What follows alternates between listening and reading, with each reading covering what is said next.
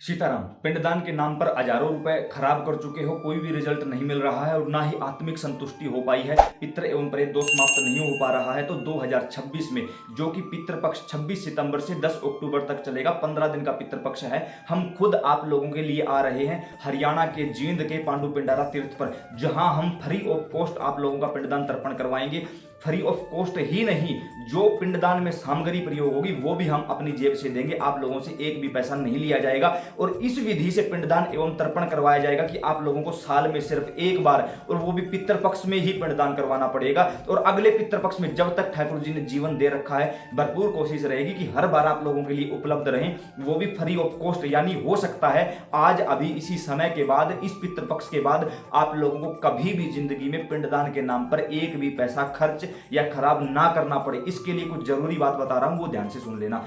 2026 का जो पितृपक्ष है वो 26 सितंबर से 10 अक्टूबर तक चलेगा। इस समय पर हम आप लोगों को वहां उपलब्ध होंगे। इस दौरान आप लोग जो आओगे, हमारी एक सहायता करनी पड़ेगी। वो ये है कि आपको हमारे व्हाट्सएप ग्रुप में जुड़ना पड़ेगा। क्यों जुड़ना पड़ेगा वो भी सुन लीजिए कि आप लोग जितने आओगे हमें सामग्री उतनी ही ले जानी पड़ेगी। अगर सामग्री कम रह जाएगी तो भी दोष लगेगा, ज्यादा बच जाएगी तो भी दोष लगेगा। इसलिए हाथ जोड़कर विनम्रता पूर्वक प्रार्थना कर रहा हूं, जब आप लोगों के लिए मैं फ्री में अवेलेबल हूं 15 दिनों के लिए, तो आप लोगों का इतना उत्तरदायित्व बनता है कि उस ग्रुप में केवल वो ही लोग जुड़े जो सच में वहां आ सकते हैं या आना चाहते हैं। अनमैरिड लड़कियां नहीं आएंगी, बाकी कोई भी पिंडदान तर्पण इत्यादि करवा सकता है। लेकिन जो महिलाएं आएंगी वो कोशिश करें कि घर परिवार को सभी को पता होना चाहिए। अगर आप अपने घर में बिना बताए आते हो तो ये आपकी जिम्मेवारी होगी। मैं या मेरी टीम इसके लिए जिम्मेवार बिल्कुल भी नहीं होंगे। उसके लिए उसके साथ साथ आपको पितरों के बारे में पूरी जानकारी होनी चाहिए। कहीं ना कहीं आपको ये पता होना चाहिए कि आपके कितने पिंड बनेंगे। 3 पीढ़ियों का, 3 पीढ़ियों में पिता, दादा, परदादा, यानी पिता जीवित हैं तो दादा, परदादा, उसके ऊपर के दादा, 3 दादा 3 दादी।